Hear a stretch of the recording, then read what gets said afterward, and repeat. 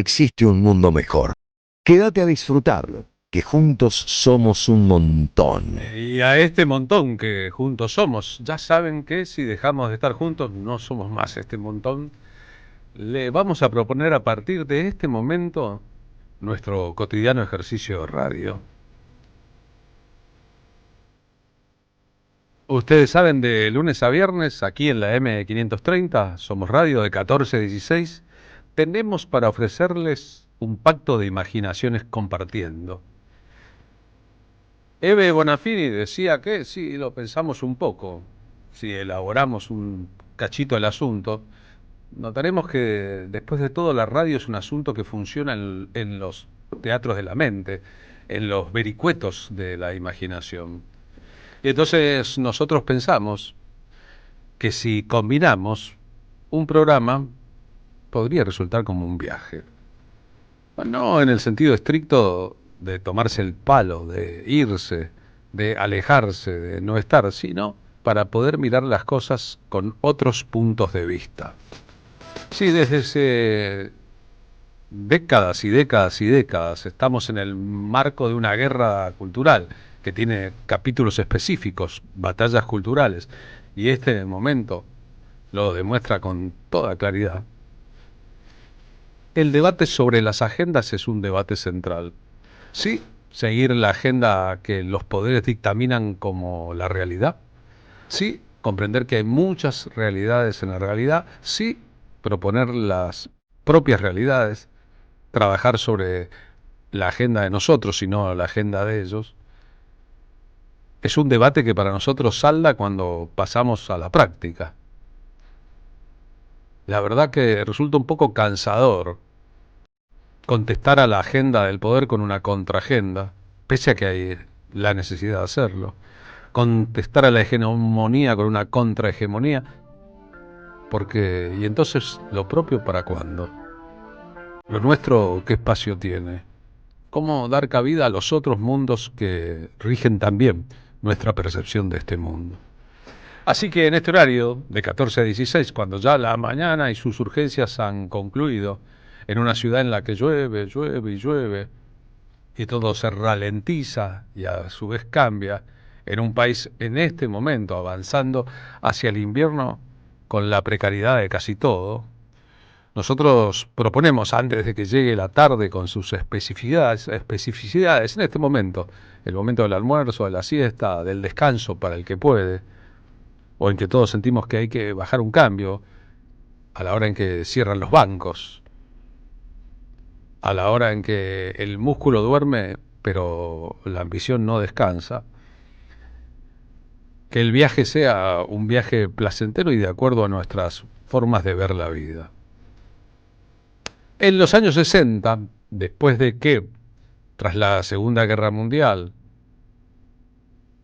el Pacto de Yalta, la división del mundo en porciones, después de que Estados Unidos empezó a considerar a América Latina como su verdadero patrio trasero, con su intervención en la política y también en la cultura, las compañías discográficas que habían tenido un verano muy importante con el éxito del rock en los años 50, que venía a sumarse a todo lo que Estados Unidos exportaba al mundo, la canción romántica, los crooners, el jazz, etcétera, etcétera, etcétera. Sus sellos discográficos en la Argentina, sobre todo sus sellos discográficos en la Argentina, cuando el negocio discográfico era muy importante, y la invención del winkofón, otra forma de escuchar música, los llevaron a plantearle a los géneros de raíz, al tango y al folclore, que no tenían más lugar en el mercado salvo que se reconvirtiera. Que ahora el mercado era la música de rock, la música complaciente, ejemplo, el Club del Clan, la música de bolero que venía de Centroamérica, y que para aquello que en los años felices del peronismo, los 40 y 50, había construido una historia, el boom del folclore, el apogeo y la hora de el oro, la era de oro del tango, bueno, se le había pasado el tiempo. Y la verdad que eso tuvo mucha incidencia sobre la vida cultural argentina, la potenciación de algunas cosas, varias de ellas muy pavas, aunque haya gente que tenga un recuerdo edulcorado de ellas, la traída a la Argentina de patrones de la música europea, los cantantes melódicos italianos, los cantantes melódicos españoles, los franceses que cantaban en dos idiomas, y una lenta condena al olvido de los raíces y los valores fundamentales del tango y del folclore, es decir, las músicas de la identidad nacional. Y aquellos que, bueno, se resistían a ser desaparecidos o que el género desapareciera, aquellos que sabían además de la cantidad de público que había en todo el país, les propusieron una trampa, cambiar los repertorios para poder permanecer. De ahí surgió la idea, que en algunos casos tuvo exponentes grandes y piezas inolvidables, de los tangos que empezaron a parecerse en sus letras a los boleros, los tangos de asuntos amorosos, y lo que se llamó por entonces el folclore romántico. Solo que algunos artistas del folclore romántico se escaparían de esa trampa de hacer únicamente canciones de amor para incurrir también en el pecado para las multinacionales, que al respecto tenían un ojo muy fino, escribir y cantar canciones políticas. De ese ambiente de cierta revolución interna y de cierta discusión ideológica que se daba más con el folclore, porque en América Latina había movimientos de música comprometida y música de protesta, sobre todo después de la Revolución Cubana, que en Argentina tenían también no solo sus ecos, sino sus figuras principales, surgió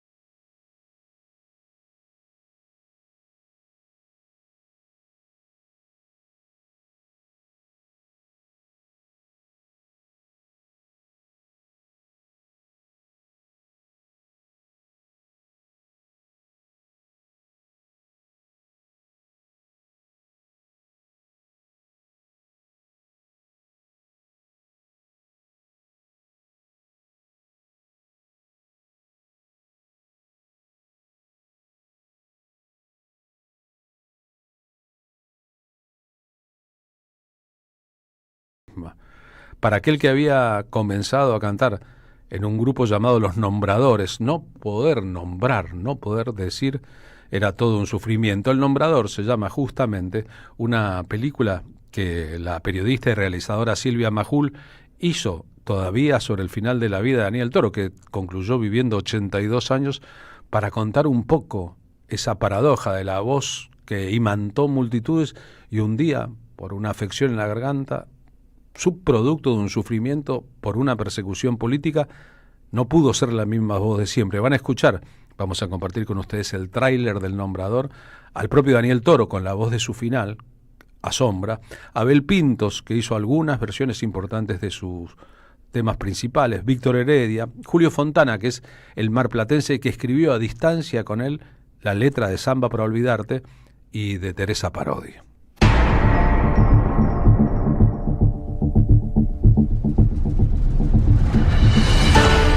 Me parece mentira haber hecho todo esto. Todo es una ilusión que nace y se va. Lo que Daniel hizo con la música lo hizo porque Dios supo encontrar en él una forma maravillosa de expresarse. Cuántas cosas que le salen a uno en una carrera, las palabras. Pero después pasa todo. Para mí fue, si no uno de los más grandes, el mejor cantor popular que tuvo este país.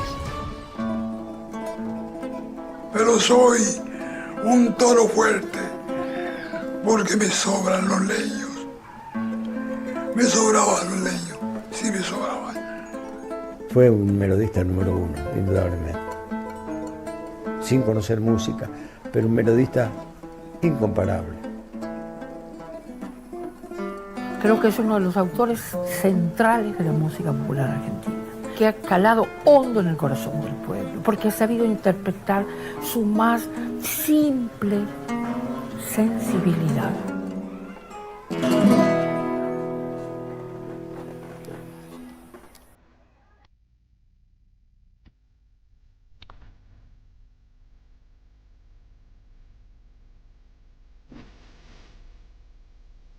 En la película El Nombrador, que es de 2021, de hace 4 años no más, cuando se le pregunta a Daniel Toro si no sabía música, cómo llegó a escribir estas canciones y estas melodías, él parece responder que fue la influencia del paisaje, del lugar donde vivía, en Salta, de la tierra, que si hizo, por ejemplo, una ópera, la ópera andina,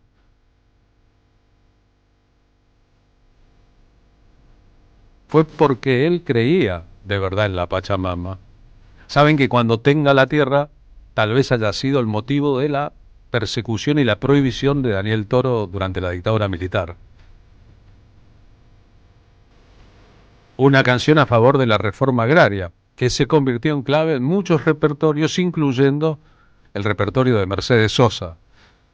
De hecho, la última vez que cantó Mercedes Sosa en público en la Argentina, antes de su exilio, el concierto que estaba dando en La Plata se interrumpió por el ingreso de fuerzas de represión al lugar cuando ella interpretaba Cuando tenga la tierra.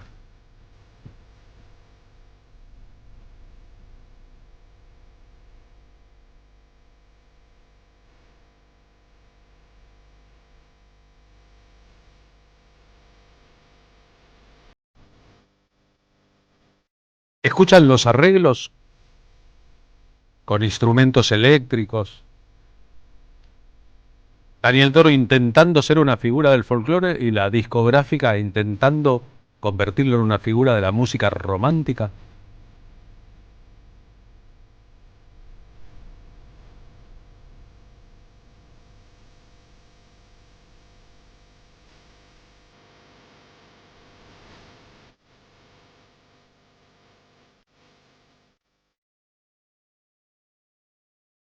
El cáncer de garganta empezó en 1979 y lo acompañó hasta el final de su vida en 2023.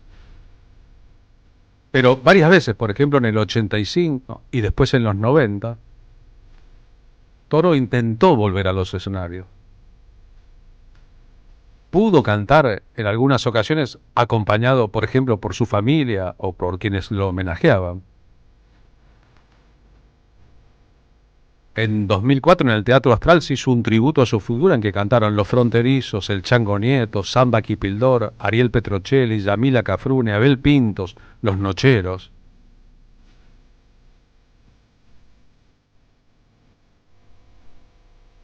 Pero si las tristezas del alma y los problemas físicos forman parte de un todo, la tristeza de aquella prohibición en la dictadura lo acompañó hasta el final.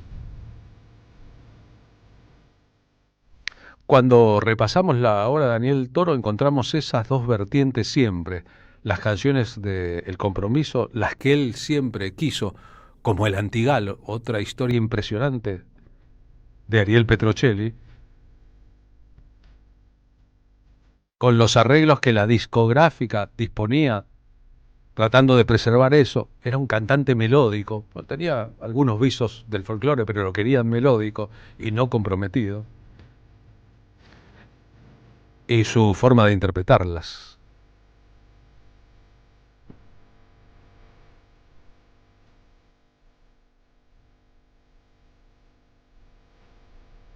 Notablemente todas estas canciones han pasado la barrera del tiempo. Samba para olvidar es un éxito de los festivales de folclores. Desde Tonoleta a Mercedes Sosa la cantó medio mundo. Cuando tenga la tierra, un tema emblemático de la parte más comprometida de la música de la tierra. El Antigal, por ejemplo, por Abel Pintos, produce siempre una sensación sobrecogedora. Los antigales eran los cementerios de las viejas culturas incaicas en lo que hoy es el norte de Argentina, Bolivia y Perú. Saltamos de la versión original de Daniel Toro a la que Abel Pintos grabó en los restos de un cementerio en el norte argentino, en Tucumán, a capela, mientras amanecía.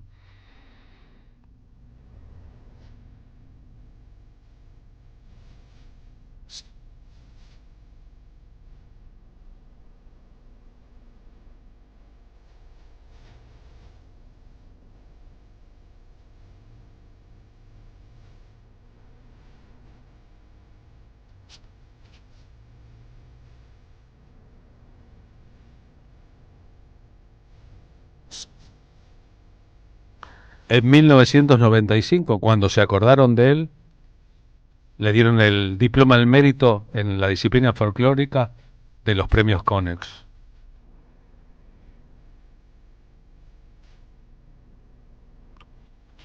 Sin poder cantar en público, él había seguido componiendo canciones, como Pastorcita Perdida.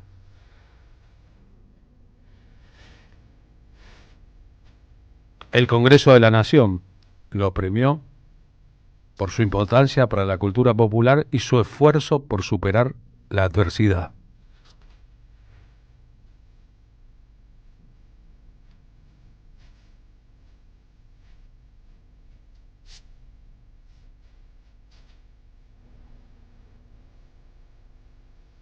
Esta es una obra central para entender un punto de vista.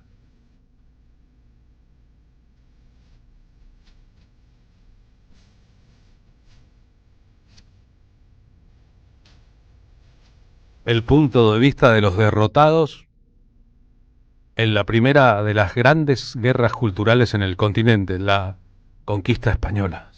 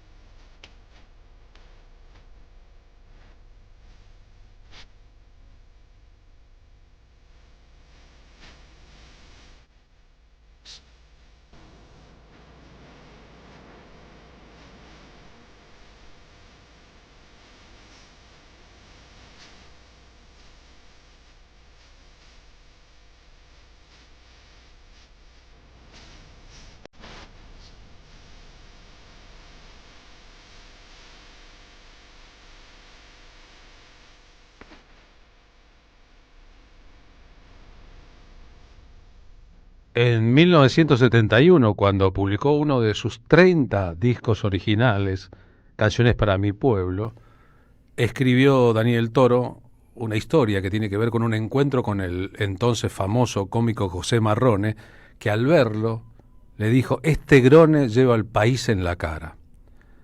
Desde ese país, escribió Daniel Toro, indio y moreno, quiero lanzar el torrente de mi hurgar en todos los cancioneros sin desprestigio para mi condición de artista nativo.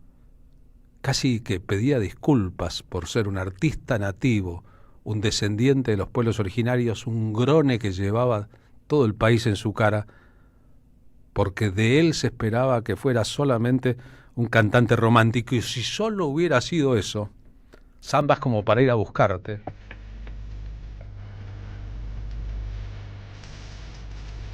Otra vez letra de Ariel Petrocelli, maestro rural salteño, hubiese sido notorio y un pionero. El hombre que cuando cantaba en Cosquín en los 60 producía los sábados, siempre, peregrinaciones de público de todo el país. Aquel que, bien vestidito, con un flequillo vitro en los 60, en la televisión, era un ídolo de multitudes. Y al que el destino le deparó que por sus canciones comprometidas una dictadura lo persiguiera, lo pusiera en las listas negras, lo prohibiera, lo deprimiera y le generara un cáncer en la garganta.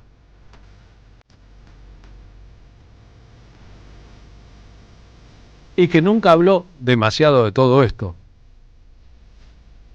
Simplemente se empeñó en seguir viviendo. Su venganza fue vivir hasta los 82.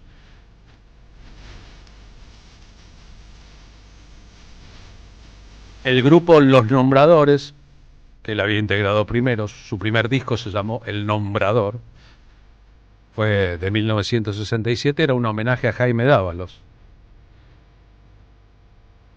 Él decía que si no hubiera escuchado alguna vez La Nochera, letra de Jaime Dávalos, nunca se hubiese convertido en músico.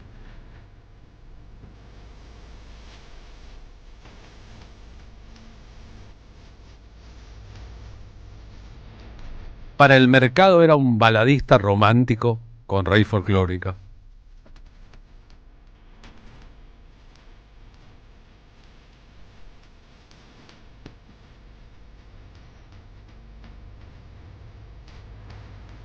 Tal vez él logró, en su apogeo, convertir en realidad esa historia del esclavo que se escapa.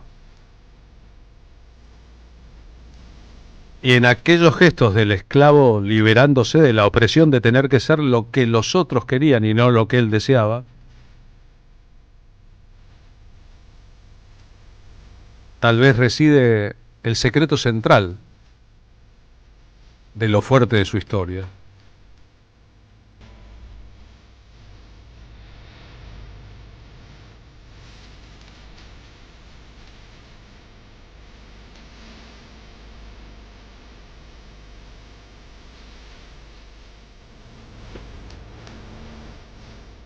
Hay tanta gente a la que nadie recuerda